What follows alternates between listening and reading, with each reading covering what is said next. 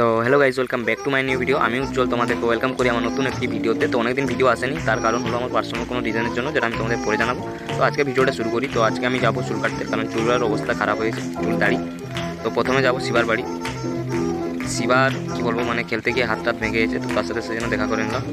তো তার সাথে দেখা করে এখন চলে যাবো শামসুন্দরপুর চক, সেখানে চুল কাটবো। তো শামসুন্দরপুর গিয়ে দেখি সেখানে কিছু একটা ঝামেলা চলছিল, তো আমি যেতে যেতে ঝামেলা ক্লিয়ার হয়ে গেছে। দিয়ে তারপরে আমি ওয়েট করছিলাম, মানে লাইন দিয়েছিলাম আর কি চুল কাটার জন্য। তারপরে একটা ভিডিও করে নিলাম ক্যামেরাতে বিফোর আফটার করার জন্য। তো তারপরে আসলো রাহুলদা, তার সাথে মানে স্ট্যাটাস বই, যাকে তোমরা আগে ভিডিওতে দেখেছো, তার সাথে কথা বলে তারপর আমার লাইন আসলো চুল টুল কেটে তোমাদেরকে দেখিয়ে দিলাম থোড়াটা।